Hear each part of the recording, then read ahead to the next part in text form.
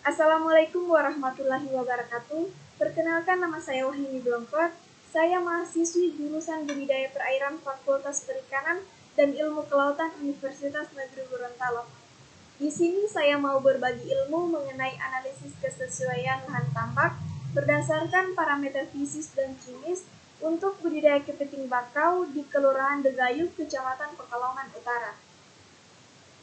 Latar belakang, kepiting bakau merupakan salah satu jenis spesies ikan yang potensi cukup baik untuk dikembangkan.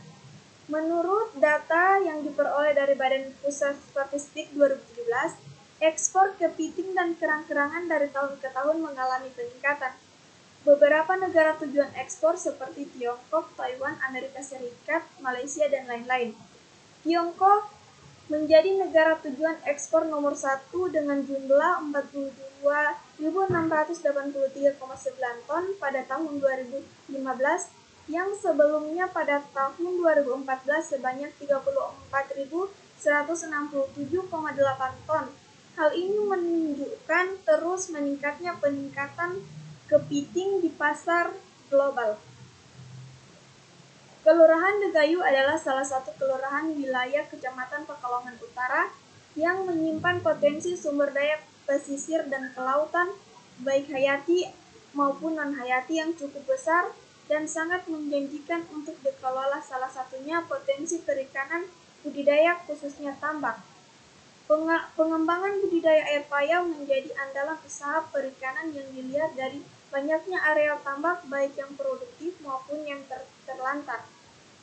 Penurunan kualitas tambak akibat dari RAP yang merendam beberapa tahun lalu menjadikan lahan tambak kurang produktif untuk budidaya. Oleh karena itu, diperlukan suatu upaya pemanfaatan lahan tambak untuk budidaya kepiting bakau agar proses budidaya berlangsung dengan baik. Karakteristik kepiting bakau. Yang pertama ada klasifikasi. Kerajaan animal, filum Arthropoda, subfilum Crustacea, kelas Mollusca, ordo Decapoda, introordo Brachyura, famili Portunidae, genus Scylla. Yang di samping ada gambar dari kepiting bakau.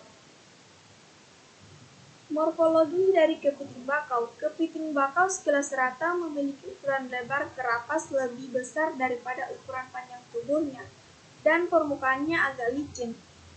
Kepiting bakau jantan mempunyai sepasang capit yang dapat mencapai panjang hampir 2 kali lipat dari panjang kerapasnya, sedangkan kepiting bakau betina relatif lebih pendek. Selain itu, kepiting bakau juga memiliki 3 pasang kaki jalan dan sepasang kaki renang. Kepiting bakau berjenis kelamin jantan ditandai dengan admotband bagian bawah berbentuk segitiga meruncing, sedangkan pada betina kepiting bakau melebar. Berikut ada evaluasi lahan. Evaluasi lahan merupakan suatu proses penilaian potensi dalam suatu lahan untuk penggunaan yang lebih spesifik dilakukan dengan cara tertentu yang nantinya akan menjadi dasar dalam pertimbangan untuk pengambilan keputusan penggunaan lahan seperti tambak. Evaluasi lahan didasarkan pada analisis hubungan antara lahan dan penggunaan.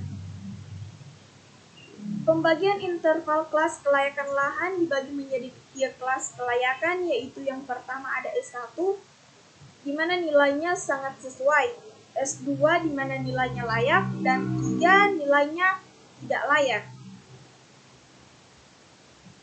Berikut ada tabel interval kelayakan lahan tambak. Interval 77 sampai 105 dikategorikan sangat sesuai.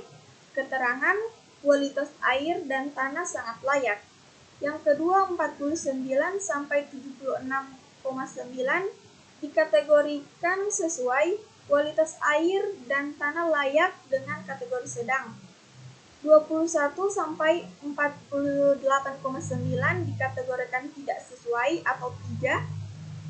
Keterangan kualitas air dan tanah tidak layak. Berikut ada nilai parameter kualitas air dan tanah.